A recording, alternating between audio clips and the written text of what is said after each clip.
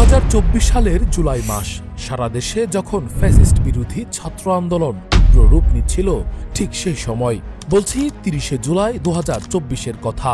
এই দিনের বিআরআইসিএম ভবনের দুটি সিসিটিভি ফুটেজ দেখা যায়। মালা খান এবং সাবেক মন্ত্রী ইয়াফেস উসমান একটি কক্ষে প্রবেশ করছেন। অভিযোগ রয়েছে ফ্যাসিস্টের দোসর সাবেক মন্ত্রী ইয়াফেস উসমানকে বিআরআইসিএম ভবনে ডেকে এনে ছাত্র আন্দোলন দমন ও হত্যার পরিকল্পনা করেছিলেন মালা খান।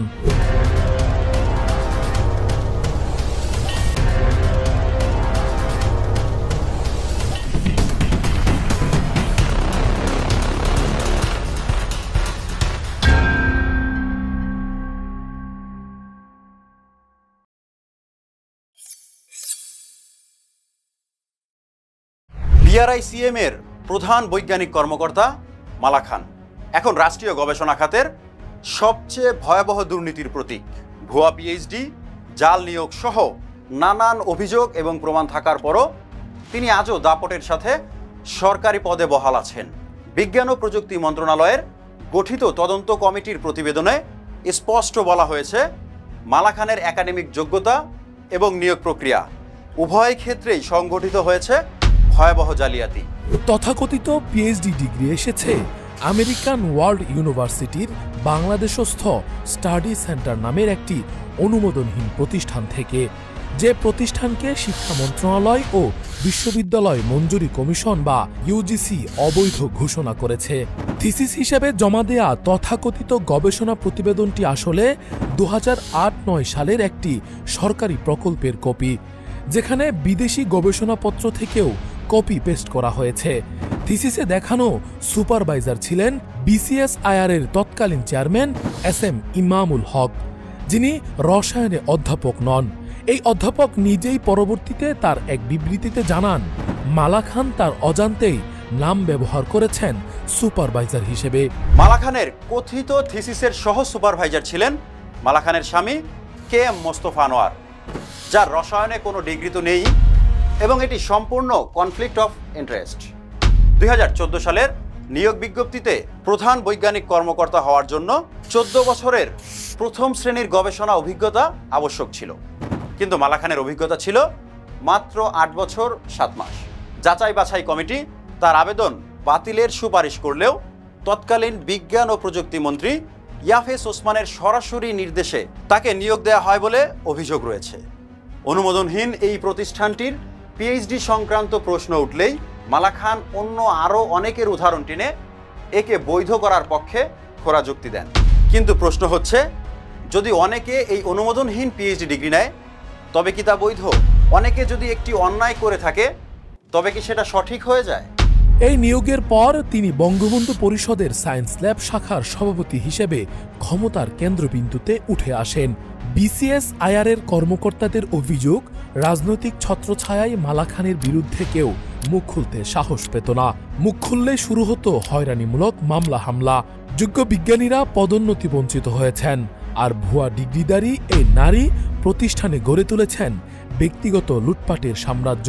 2024 সালে গোয়েন্দা সংস্থা ও মন্ত্রণালয় কর্তৃক গঠিত তদন্ত কমিটির রিপোর্টে মালা খানের প্রতারণার সত্যতা নিশ্চিত করা হয়। সূত্রে জানা যায়, বিআরআইসিএম ভবন গণপূর্ত বিভাগ নির্মাণ করেনি, এটি ছিল একটি প্রকল্পের অংশ, যেখানে প্রকল্প পরিচালক পিডি ছিলেন মালা খান নিজেই।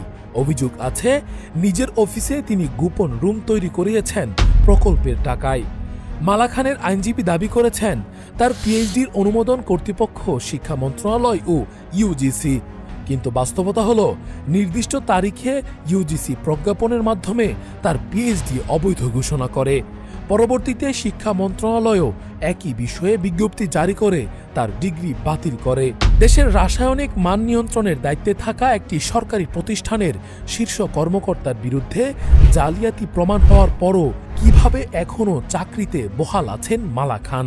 জানতে চাইলে বিআরআইসিএম এর মহাপরিচালক অনুপম বড়ুয়া বলেন, তদন্তের সত্যতা পাওয়ার পর তাকে সাময়িক বরখাস্ত করা হয়েছিল, কিন্তু মালা খান সেই অফিস আদেশের বিরুদ্ধে রিট করে আজও বহাল রয়েছেন সেই পদে। যে অভিযোগগুলো উল্লেখ করেছেন, বিশেষ করে একাডেমিক বিষয় এবং তার ব্যক্তিগত সম্পত্তি অর্জনের বিষয়, এবং কিছু দুর্নীতির বিষয়, এই বিষয়গুলো প্রাথমিক সত্যতা প্রতীয়মান হওয়ায় একাডেমিক বিষয়টি নিয়ে তার বিরুদ্ধে প্রয়োজনীয় ব্যবস্থা গ্রহণ করার জন্য তাকে সাময়িক বরখাস্তকরণ করা সহ বিভাগীয় ব্যবস্থা গ্রহণের জন্য পরিচালনা পর্ষদ মহাপরিচালককে নির্দেশনা প্রদান করে। সেই প্রেক্ষিতে বিআরআইসিএম এর মহাপরিচালক প্রধান বৈজ্ঞানিক কর্মকর্তা ডক্টর মালা খানকে সাময়িক বরখাস্ত করে এবং তার বিরুদ্ধে বিভাগীয় মামলা রুজু করে। পরবর্তীতে ডক্টর মালা খান এ বিষয়ে একটা রিট করেন আমাদের এপিলেট ডিভিশনে।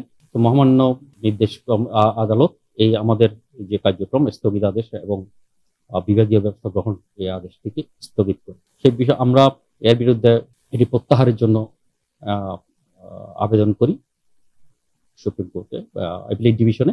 আমরা ধারণা করছি আগামী 1 মাসের ভিতরে এই মামলাটি শুনানি করবে।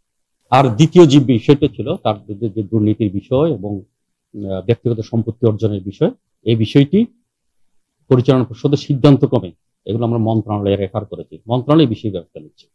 না, এটা তো স্থায়ী ব্যবস্থা না, এটা তো শুরু হলো বিভাগীয় ব্যবস্থা গ্রহণ করা। বিভাগীয় ব্যবস্থা তো অনেক প্রক্রিয়া আছে, হ্যাঁ, যেহেতু এটার উপর আবার স্থগিতাদেশ আছে সেই জন্য আমরা সামনে আগাতে পারছি না। সেটা স্থগিতাদেশ যদি স্থগিতাদেশ উজ্জ্ব হয় দেন এটা বিভাগীয় মামলা ওনার শুনানি হবে, এটা পর্যায়ে আছে, এটা পদ্ধতি আছে, সেই পদ্ধতি অনুসরণ করে ওনার যদি এখানে তদন্ত কর্মকর্তা নিয়োগ হবে, তদন্ত কর্মকর্তা তদন্ত করবেন, আবার তখন আবার ওখানে প্রমাণিত হলে তখন তার বিরুদ্ধে ব্যবস্থা হবে, চূড়ান্ত ব্যবস্থা হবে। অনুসন্ধানে দেখা যায় যে 2018 সাল থেকে দীর্ঘ 6 বছর ধরে চলমান মামলা নম্বর 67/2018 দেখিয়ে এই সাময়িক বরখাস্তকরণের স্থগিতাদেশ নেন। পতিত ফ্যাসিস্ট শাসনামলে এই মামলাটির 113 বার শুনানির তারিখ পড়লেও আসেনি কোনো সমাধান। শিক্ষা মন্ত্রণালয় ও ইউজিসি থেকে স্পষ্টভাবে এই পিএইচডি অবৈধ বলে ঘোষণা করলেও রহস্যজনক কারণে এর হয়নি কোনো সুরাহা। রাজনৈতিক ছত্রছায়ায় পায়তারা চলছে এখনো একে দীর্ঘায়িত করার। ভুয়া ডিগ্রি দিয়ে কিভাবে চাকরিতে ঢুকলেন আর এখনো কিভাবে বহাল আছেন জানার জন্য একাধিকবার যোগাযোগ করা হলেও মালা খান কোনো সাড়া দেননি। প্রশ্ন ওঠে, কেন এই প্রমাণিত জালিয়াতিকে এখনো বহাল রাখা হয়েছে? কেন তদন্ত রিপোর্ট বাস্তবায়ন হচ্ছে না? বিআরআইসিএম আজ দুর্নীতির আঁতুড়ঘর, আর এই পচনের মূলে আছে একটি নাম, মালা খান। এই মালা খানের অবৈধ সম্পদ, কালো টাকার পাহাড় প্রমাণ নিয়ে বিস্তারিত দেখবেন আমাদের পরবর্তী পর্বে। ততক্ষণ পর্যন্ত আমাদের সাথে থাকবেন, ভালো থাকবেন।